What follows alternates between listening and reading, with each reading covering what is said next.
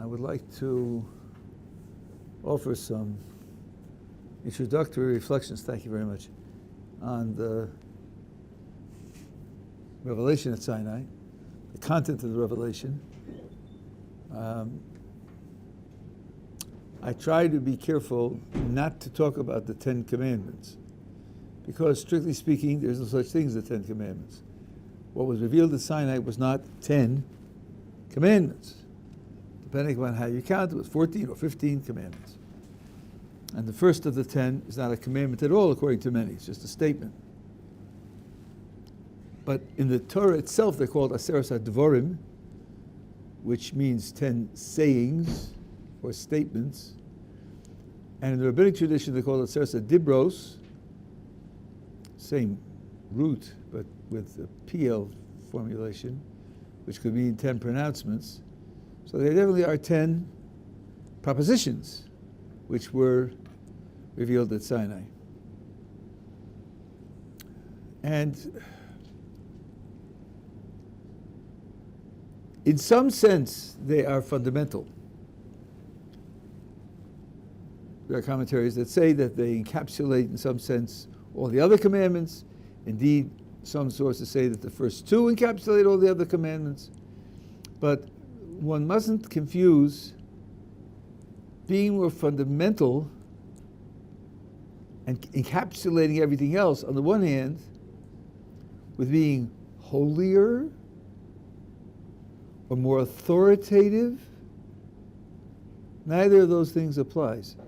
Every letter in the Torah was dictated by God. Every letter, every word, every sentence is equally holy. Every law is equally authoritative. Every statement of fact is equally authoritative. No difference between holiness or authority or any one piece of the Torah to any other piece of the Torah.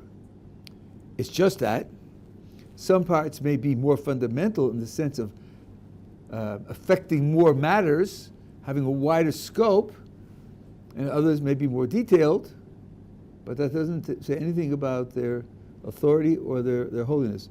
I'll just give you an example. If the federal government passes a law describing how elections should be conducted, elections in a democracy, that would be, one of the most fundamental things that the Congress could pass a law about.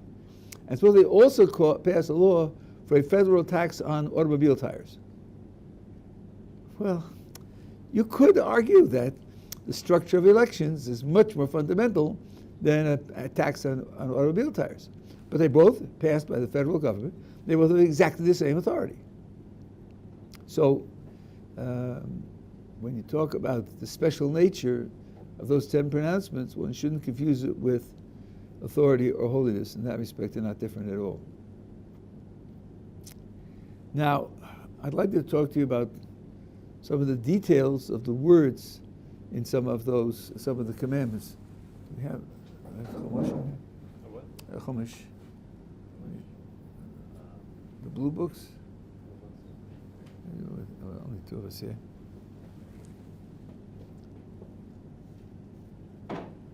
Thank you very much.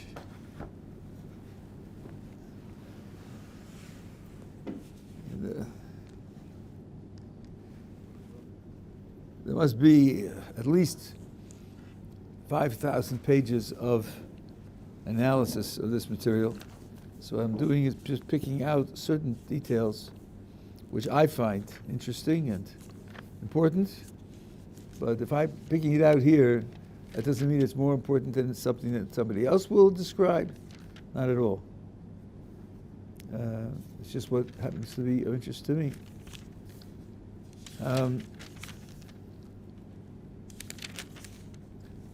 In the Art Scroll, you look on page 411, you have the injunction to keep Shabbos.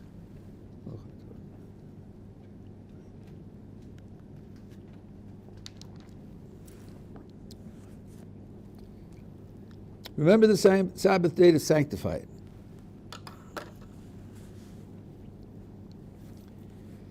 Now, they translate, 6 days shall you work and accomplish all your work.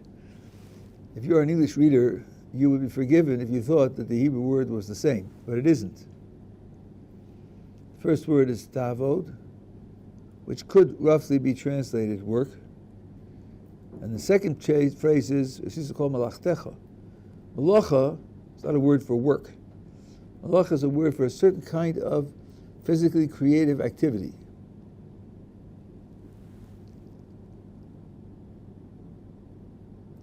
Then it says, the seventh day is Sabbath to Hashem, your God. You shall not do any. Now, which word is the word in the text is malacha. So the 6 days you're doing one thing, and the seventh day you're forbidden from doing something else.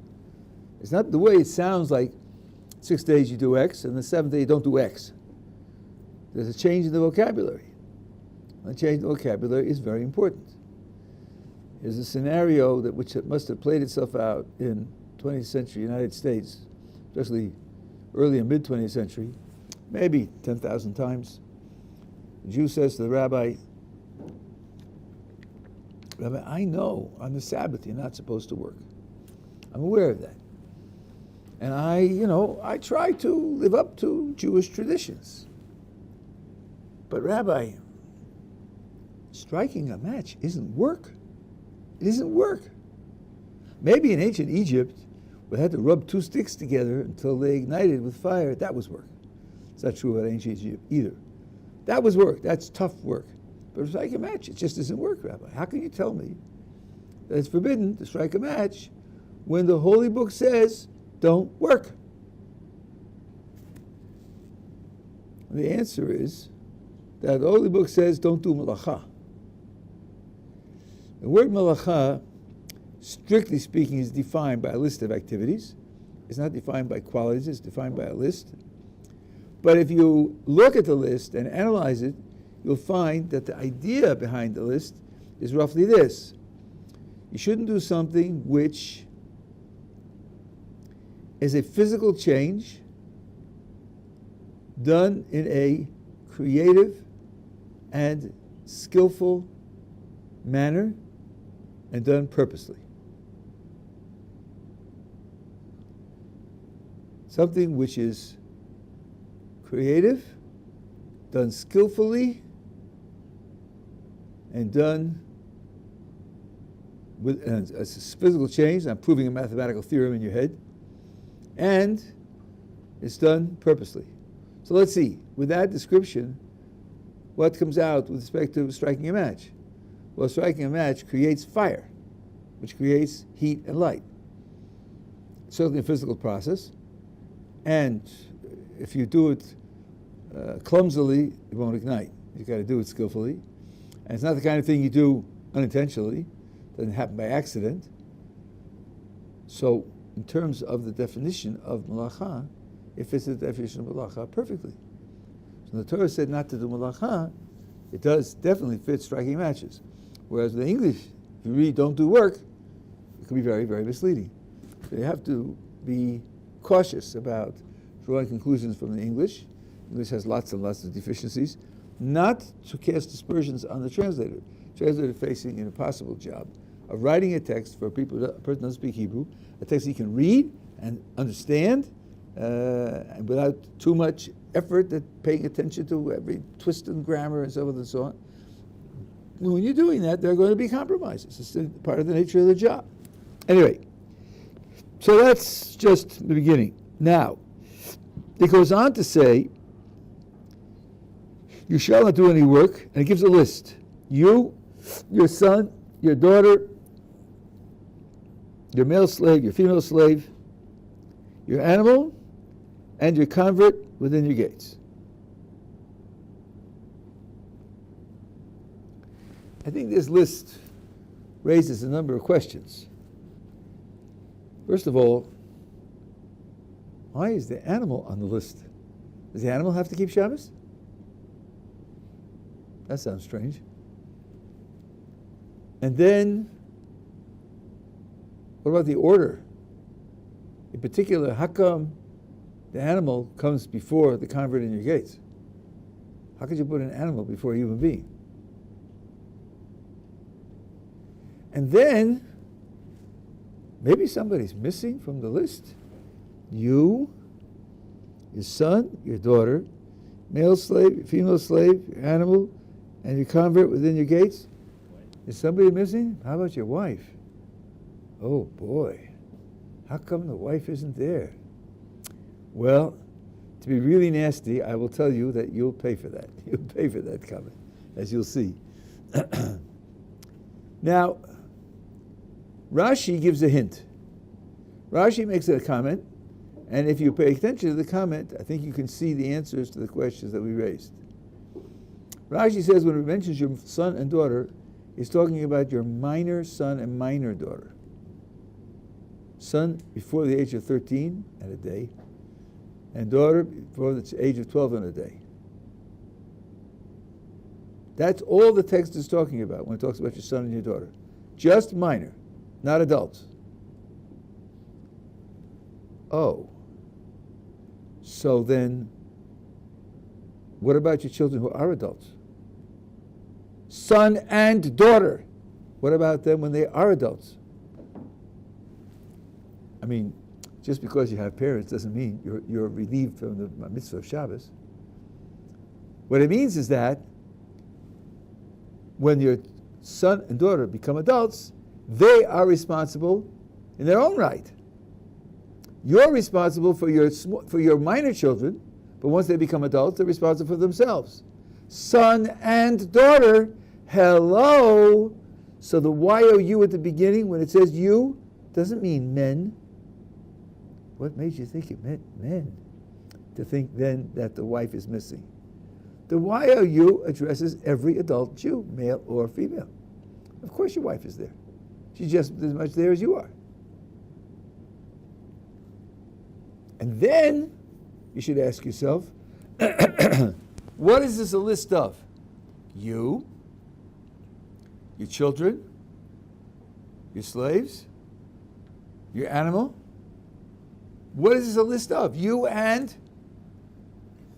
those for whom you are responsible. You're responsible for your children. You're responsible for your slaves because you own them. You're responsible for your animals. And now the order makes perfectly good sense. You're more responsible for your children than you are for your slaves. You're more responsible for your slaves who are human than for your animals. And you're more responsible for your animal than you are for another adult independent Jew for whom you might have some sort of responsibilities, because they're not under your control at all. Their responsibility to you, your responsibility to them is something that's at the periphery of your existence. So now what about the animal? The animal is there because you're not allowed on Shabbos to arrange that the animal should do a malacha for you. You could arrange it before Shabbos, but not on Shabbos. I'll give you an example. I was here in 1967, right after the Six-Day War. We toured what was then newly conquered Syria, which is now the Golan Heights, which is part of the nation of Israel. It's completely integrated into Israel national law. And we saw a picture right out of the Mishnah.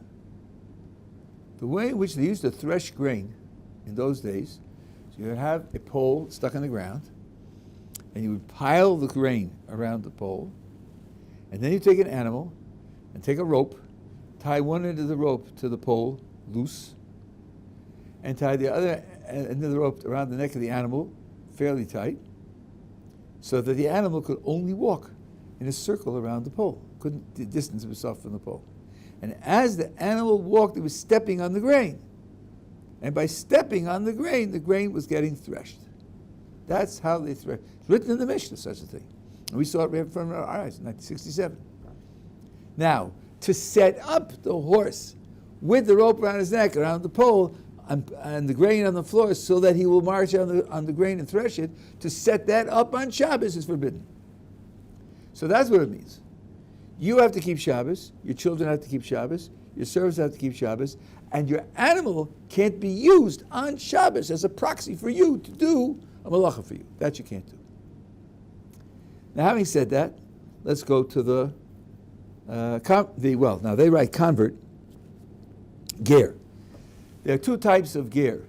One is a full convert to Judaism. He's a Jew, just like everybody else.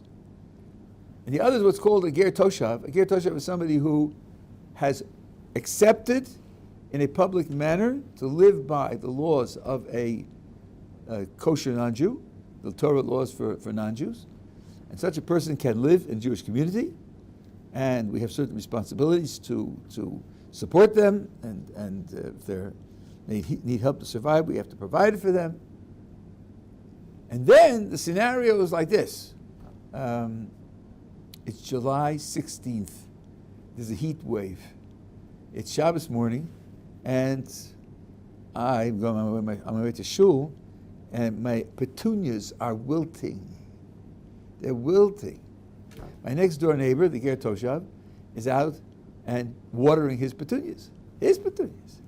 He says to me, "My dear Jewish friend, look at your poor petunias. They're going down the drain. Shall I water them for you? I would love to do you a favor." I have to say to him, no.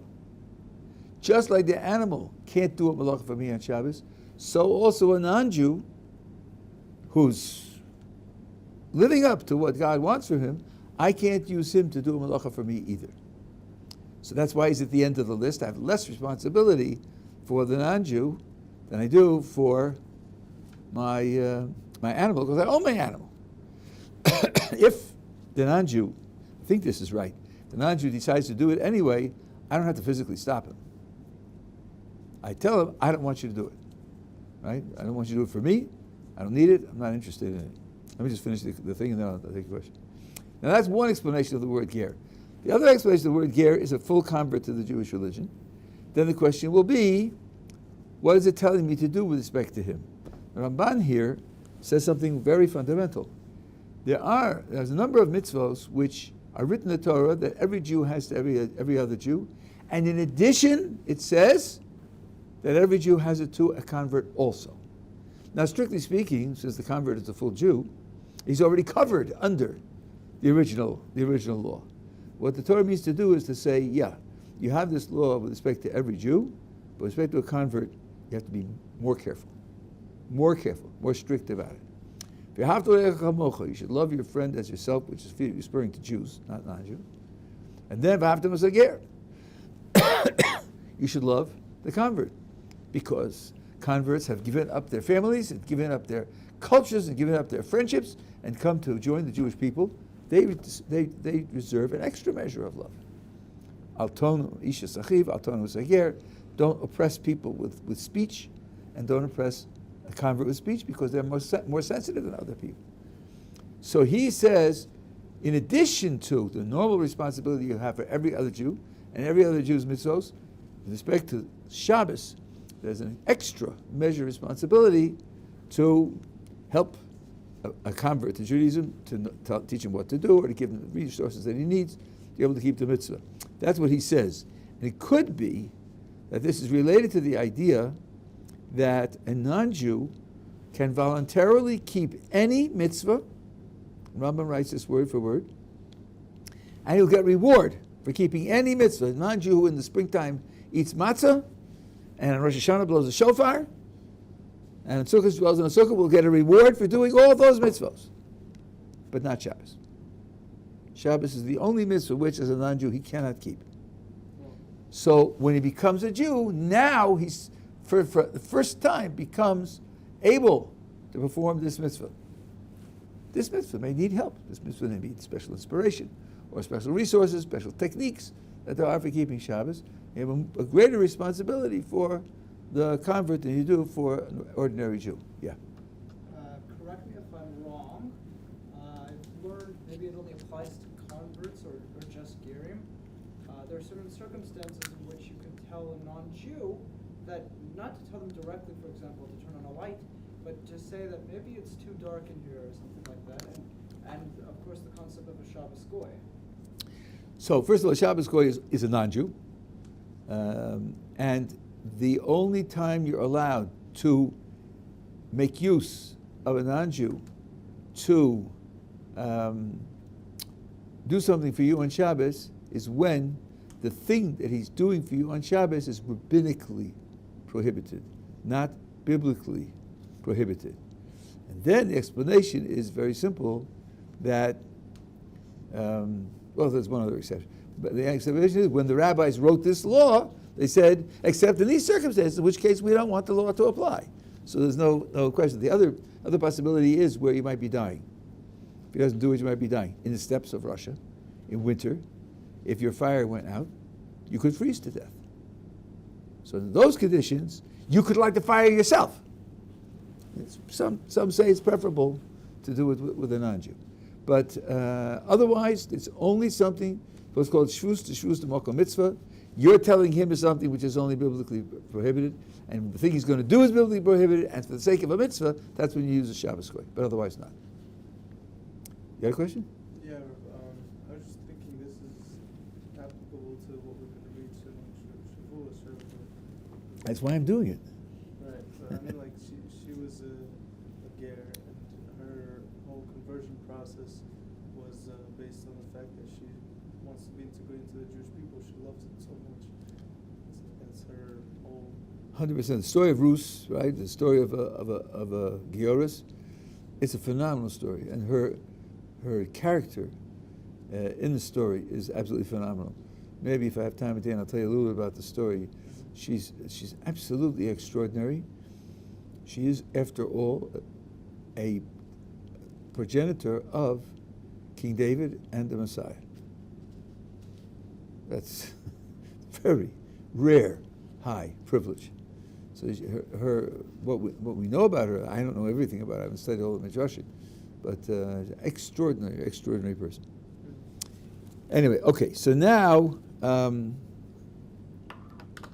next words are: you should not do malacha on Shabbos. Why? For in 6 days Hashem made the heavens and the earth, sea and all that is therein, and He. Okay, they say rested. I'll comment to that in a minute. On the 7th day. Therefore, Hashem blessed the Sabbath day and sanctified it. Now, the word Shabbos has a meaning in Hebrew. The word Shabbos means to cease, to stop doing something. So the idea that all 6 days you're carrying out certain activities and they become forbidden on Shabbos is built into the word. Lishbos, in modern Hebrew, a shvita is a strike. When the workers go on strike. Of course, the idea of a strike presupposes that up until then the workers have been working. One could perhaps investigate that assumption. But that's what it says. So that being the case, the idea of stopping doing something you were doing before is built into it. Now, some people say, well, here you're told it's a mitzvah to work. Any Jew who doesn't have a job is violating this biblical commandment to work. Well, the answer is not yes and no, but no and no. First of all, the words here are describing a permissible activity, not a required activity. So that if you inherit $10 million and you feel you still got to put in 40 hours a week of working as an accountant, no, that's not true. That's not true. But second of all, who says that studying Torah isn't work? Is work defined by getting paid by a non-Jew for what you do? Is that what counts as work? What about something that requires effort, requires consistency, requires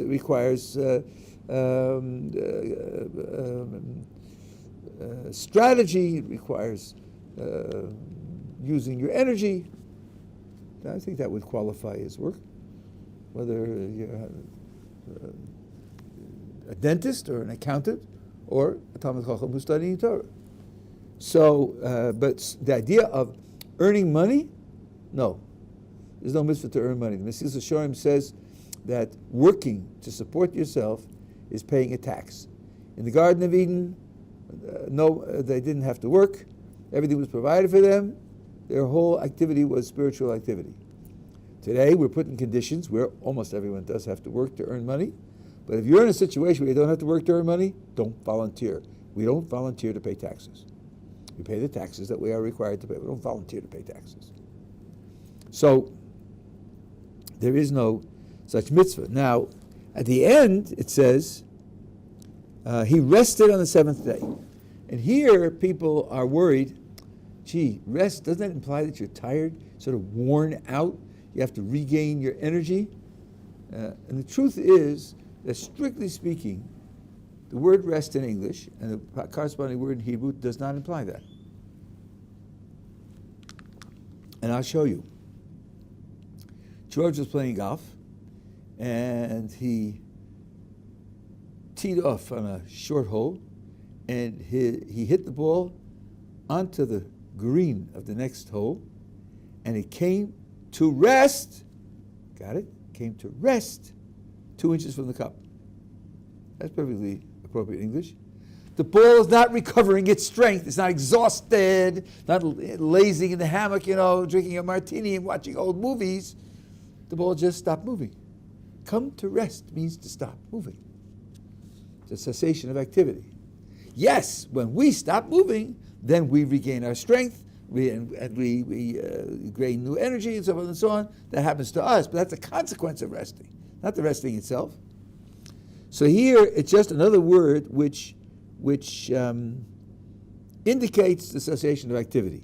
Why there are two words that indicate cessation of activity, I'm not going to go into now, but that's some, how shall I say, some remarks on the mitzvah of Shabbos.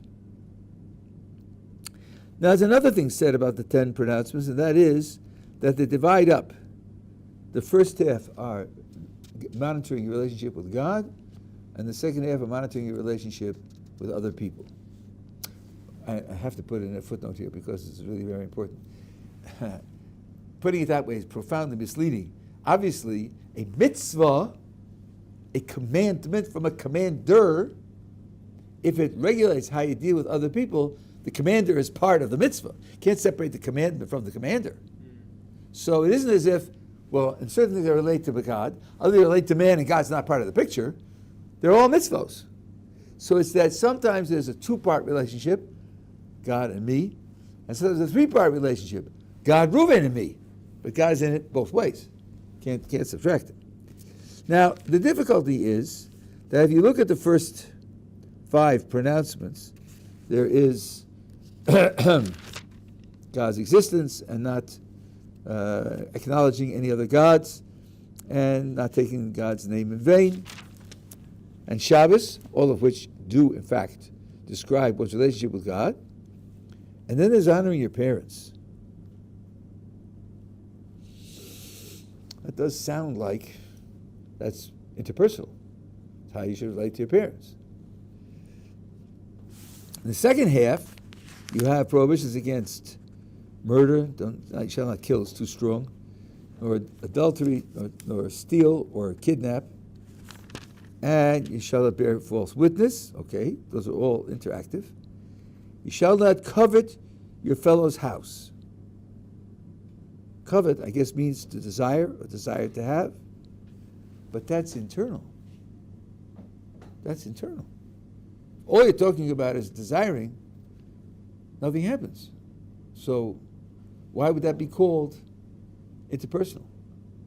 So the last one on each list needs to be explained. And the simple explanation for each one is this. Honoring your parents. In halakha, honoring your parents is physical aid. Doing things for them that they want you to do, whether they can do them for themselves or not. If there's an expenditure of money, so then they have to pay for it. But if you're living here in Washington, D.C., drive me to Seattle. Other things being equal, you have to drive them to Seattle. They have to pay for the gas, but you have to drive them to Seattle. There's a famous story of a boy in Yeshiva in Europe, maybe 150 years ago, whose parents wanted to see him at home, and they lived 300 miles from home, or the yeshiva, 500 miles from home. So the boy came to the Rosh Yeshiva and he said, my parents want me to come home, but I haven't got money for the train. And I know that when you honor your parents, you only have to honor them with their money. You don't have to spend your money on honoring them. So she said, you're absolutely right. Walk. So I have to go by train. Walk. If you're spending money, you're not spending money on them. You're spending money on yourself. Okay. So, one answer to this question is the following. What drives honoring your parents?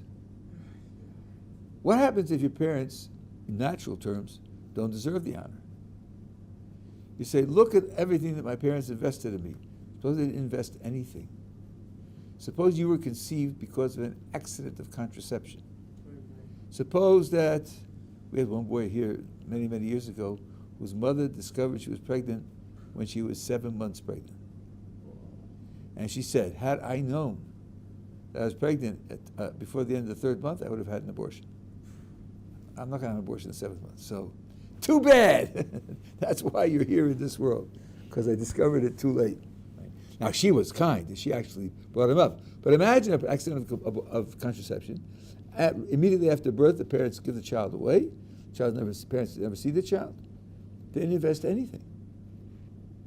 It was against their will that they should be born, and they didn't invest anything.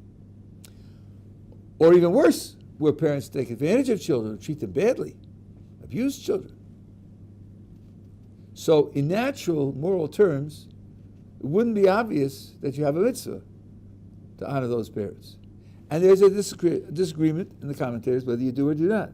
According to the ones that you do, it's because God used them as His means to bring you into existence. So by honoring them, you're really honoring God. That's why you honor them. And that's why the basis of this commandment is between man and God. Because if we're only between man and man, then you couldn't have an opinion that if they didn't earn the right to this kind of honorable treatment, that you have to do it anyway. You couldn't have such a position. That could be one reason why it's on the side of the between man and God. The coveting is a little bit more subtle. Let's see now. You shouldn't want to have things that belong to somebody else? Really? What about advertising?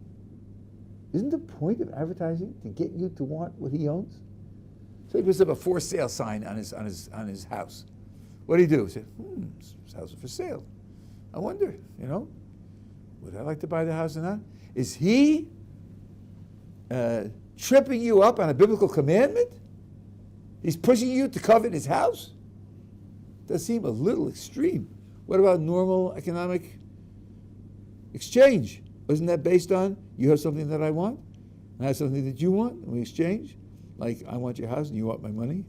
Something like that. So, how are you supposed to understand what's going on here? One way that it's explained is this: you only violate this commandment not to covet if you covet and steal.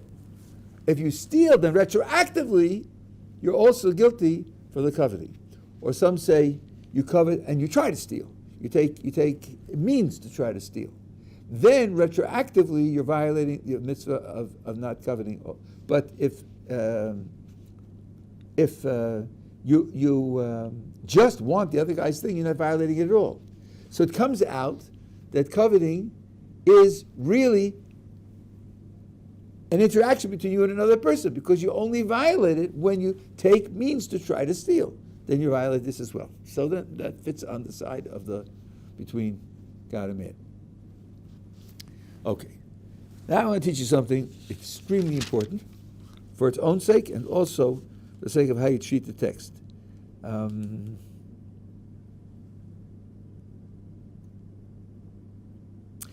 Take a look on page 509, and then I'll come back and I'll compare it here in the context of the 10 pronouncements.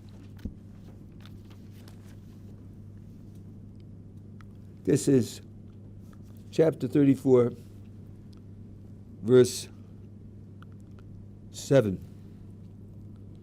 in the same book of Exodus. Okay, start with verse 5.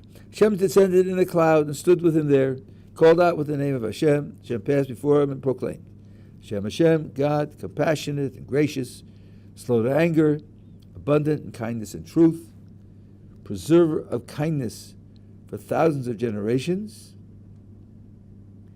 forgiver of iniquity, willful sin and error, and who cleanses, but does not cleanse completely, recalling the iniquity of parents upon children and grandchildren to the third and fourth generations.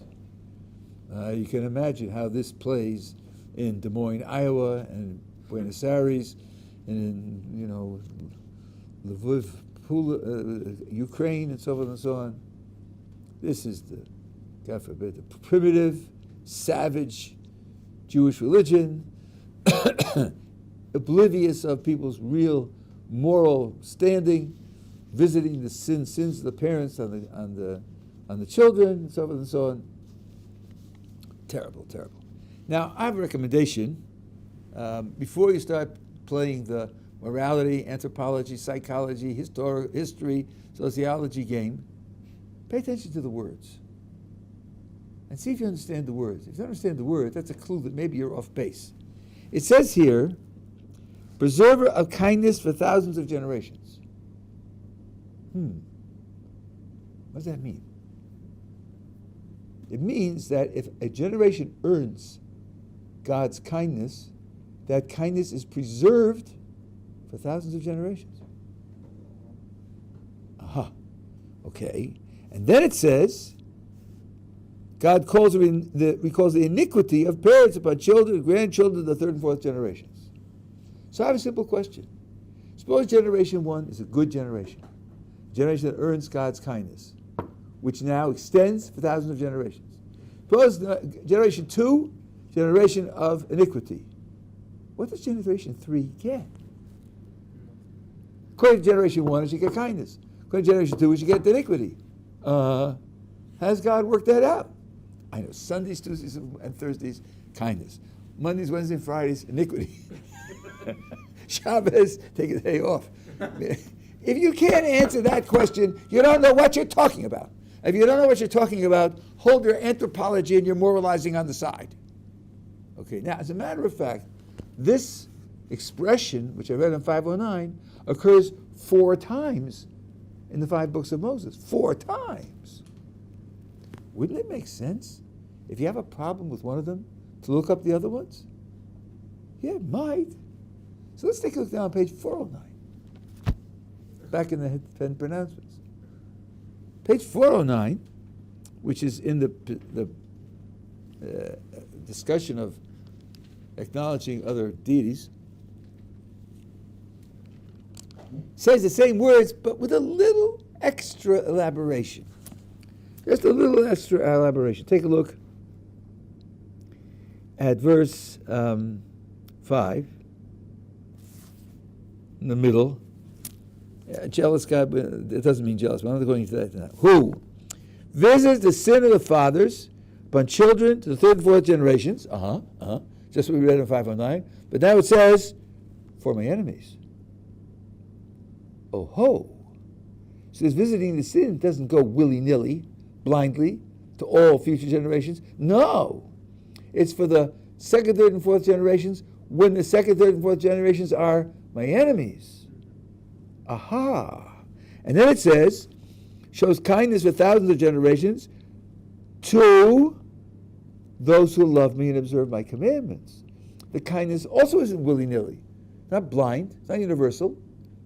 The kindness is preserved for those who love me and perform my commandments, and the iniquity is preserved for those who are my enemies. Well, then there isn't any contradiction at all, because it doesn't apply to the same group of people. Okay, that's point number 1. Point number 2, I think you can appreciate that there's a considerable bias here, because the kindness goes for thousands of generations, which is at least 2,000 generations. Whereas iniquity goes for 4. That's a ratio of 500 to 1 in favor of kindness. Doesn't look so bad, does it? Doesn't look so terrible. Okay. Still, however, now there is left over what has become a much smaller problem, and that is, why should anything from one generation which is guilty of iniquity apply to future generations? And now, one answer that's given, it's a rich literature, I'm just giving you one answer, is this. Sometimes people or groups get involved in bad activity because they don't appreciate the consequences. They don't appreciate what it really means. They think maybe it's harmless, or they kid themselves with the rationalization. Everybody does that, so we're behind if we don't do it, and so forth and so on.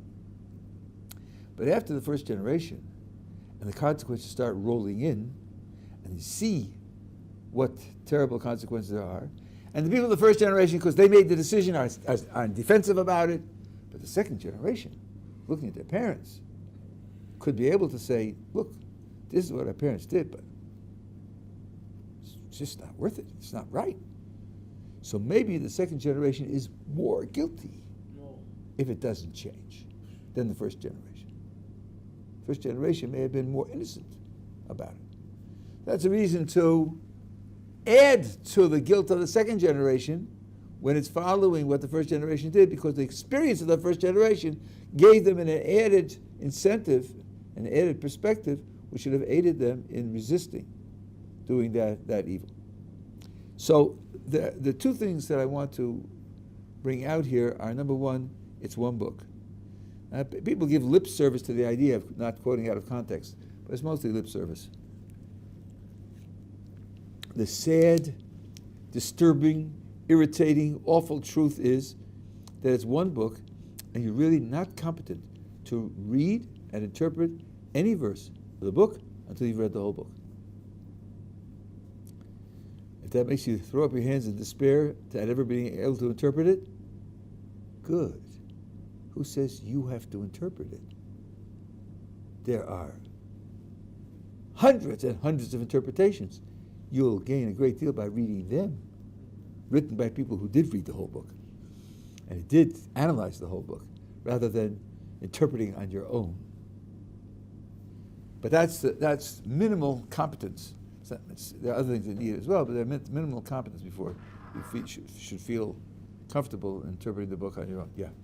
I find this one makes it much more clear here in Parshat Yitro about what these two ideas of kindness and iniquity mean. But if I'm familiar with parts of davening, there are some nusachs that read the second portion, the second one on Kitisa, every single day. Why is that? Shouldn't it be more clear? Shouldn't we just have this obvious? You mean because they read this section of the 10 Pronouncements every day? Yeah.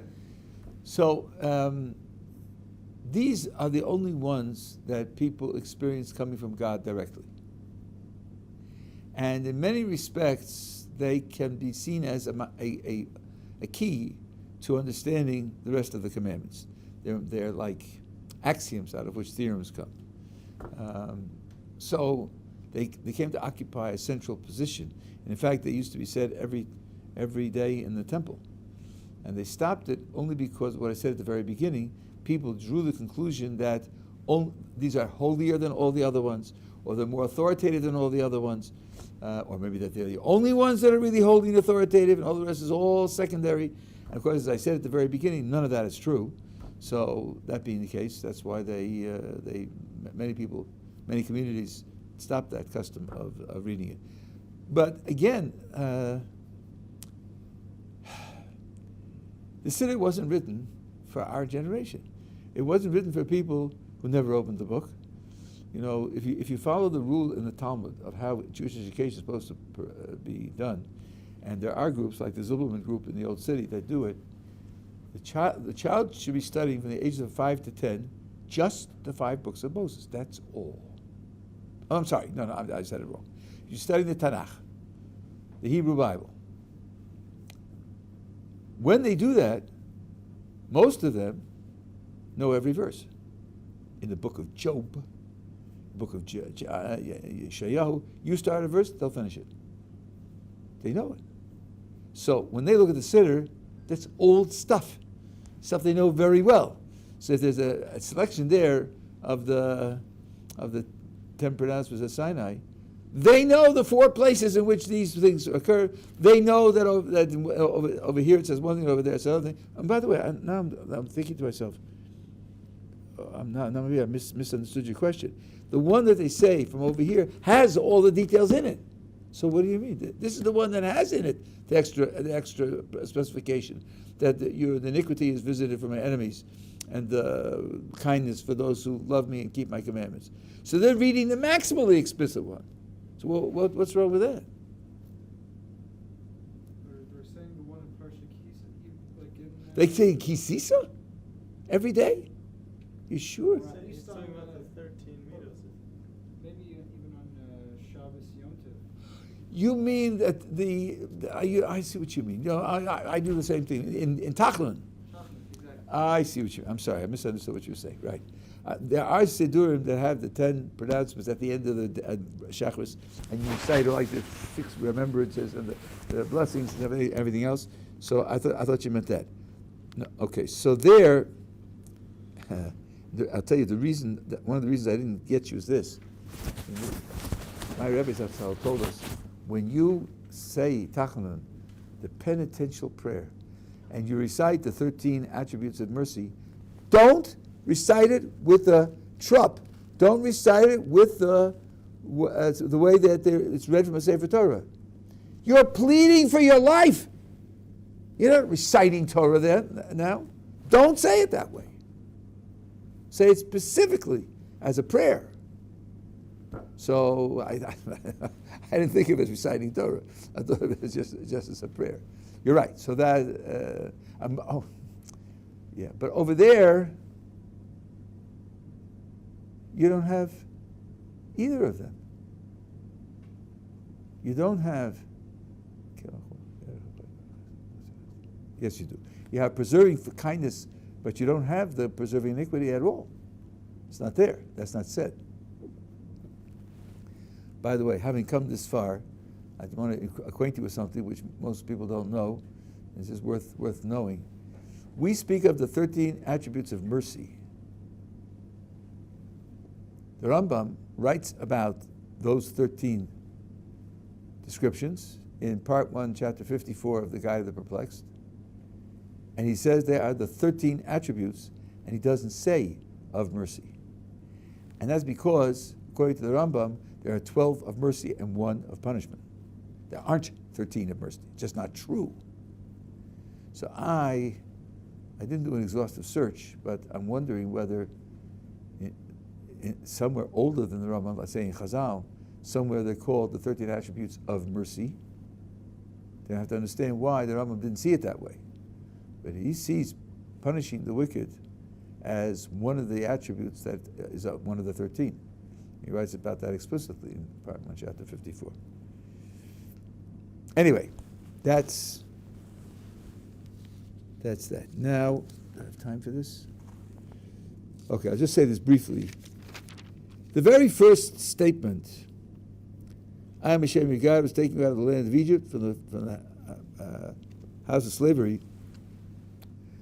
That certainly doesn't sound like a commandment at all. It sounds like a statement of fact. And some commentators do take it as a statement of fact. Some see a mitzvah associated with the words. True, the words don't command you, do this, but they see a mitzvah associated with it. And the question is, what is that mitzvah? And some will tell you that it's the mitzvah to believe in God. There's a powerful critique of that idea in Rishonim. The way the critique is put is this: a commandment presupposes the existence of the commander. Therefore, you can't have a commandment to believe in the commander. That's it. Done. Time for tea. So I read that and I thought, boy, that sounds very clever, but I have no clue what it means. I said, okay, so presupposes you can't have it. Why you can't do it? Well, why not? So I think I figured out one way to explain it. Let's take this. Suppose you had such a mitzvah to believe in God. Ask yourself, could this so-called mitzvah be deliberately disobeyed? Could it be deliberately obeyed? Because anything that can't be deliberately obeyed or disobeyed is not a commandment that functions. A commandment is supposed to change your behavior, and change your behavior by changing your decisions. Shall I do this or not? Oops, the law said no, I better not. So let's try. Deliberately disobey. To deliberately disobey a command, you have to hear it, you have to understand it, and you have to believe that it's a binding commandment. If any of those conditions are missing, you're not violating it deliberately. Let me illustrate the third one for you. Reuven and Shimon joined the army at the same time, Israeli army. They're on its base together for 8 months. Reuven goes home for a week on vacation, comes back, walks onto the base. Shimon says to him, I order you to shut the door. Reuven says, leave me alone, I'm tired. And Shimon says, I order you to shut the door. Reuven says, if you don't leave me alone, I'm going to pop you one. Just leave me alone.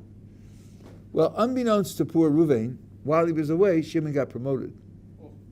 He has a higher rank now. When he gives an order to Reuven, it's an order. But Reuven doesn't know that. Reuven thinks it's a joke. So Reuven is not deliberately disobeying an order. Okay, so now, imagine we have a commandment to believe in God. Imagine we're thinking, can a person deliberately disobey that commandment? Well, one thing he's got to recognize is that it's a valid commandment. It's not a joke, it's not a fantasy, not just a cultural hangover. It's a valid commandment. To be a valid commandment, it's got to come from who? God, right? Well, that means to recognize that it's a valid commandment, he's already got to fulfill it. He can't deliberately disobey it. If he were to be an atheist, he wouldn't be deliberately disobeying the command because he wouldn't believe that it's a command. So it comes out that this, if you took it as a command, it couldn't be deliberately disobeyed. Let's try obedience. What does it mean to obey a command? So this also is typical of the Israeli army. The commander says to the soldiers, do X, and the soldier considers his options. That's what he does. He considers his options. Okay, he commanded. I heard him. But, I have other things to do, so let's see what I'm going to do. When they signed the truce in the 6-Day War on Friday afternoon to stop fighting, the soldiers in the Golan took the Hermon mountain on Shabbos. You told us to stop fighting? Sorry, we didn't get that message. We're not taking flack from the Hermon anymore. And they conquered it on Shabbos. So now, the purpose of a command is to say to a person, I know what you're considering, but listen, you're commanded to do X. Violating the command has consequences. Take it into account. Maybe smart will take it into account and decide to obey or not to obey. Could you do that with a commandment to believe in God? No, you couldn't, because to recognize that it's a command, you already have to believe in God, and there's nothing left to decide after that. It's already done. So as a commandment, it has no content. So there's this complaint against the idea of a commandment to believe in God. So then, what about those who talk about this issue? So if you look at them carefully, the Rambam, for example, says the commandment is to know that there's a God. Not to believe, but to know. For knowing, it's not enough to believe. You have to have reason. You ask a person, what's tomorrow's weather? It's going to rain. How do you know? I flipped a coin. You don't know. If you flip the coin, you don't know. There's no reason to think that it's going to rain. Tell me you studied the cloud formations. Tell me you studied Turkey's rain 48 hours ago, because our weather here mirrors Turkey's weather 48 hours later. But you flip the coin, then you don't know. Because to know, you have to have a reason. Now, imagine someone who's brought up in a religious family, believes in God because his parents taught him, his schooling reinforced it, and then somebody says to him, hey, you're getting away too cheap. Maimonides says you have to know. He says, no. I guess that means studying philosophy? Not for me, fella. I'm going to the beach. Leave me alone. I'm not doing that. Right? A commandment to know can be deliberately disobeyed. That can happen. commandment to believe can't be deliberately disobeyed, but a commandment to know can be deliberately disobeyed. Maimonides says in the Mishnah Torah that leida, to know. And if you're a scholar and tell me, but in the Sefer HaMitzvos he says la'amin, so the answer is number one, he doesn't, because he wrote it in Arabic, and you're reading a translation, and the translation is controversial. There was a Rav Miller for the war in Europe who learned Arabic well and says it's a mistranslation. Of Kapach today says it's a mistranslation. It means to know. And even if you hold that the other translation is an accurate translation, the Mishnah Torah was written after the Sefer HaMitzvos, so it means he changed his mind. But his settled opinion was that the mitzvah is to know, not to believe. So that's a way to avoid the problem with the mitzvah to believe, and it's a way to have a mitzvah that we can understand, and it's not problematic. Okay, these are a few elementary surface introductions to the 10 pronouncements of Sinai. I hope that it gives you some enlightenment, and I hope more that it inspires you to learn more about it.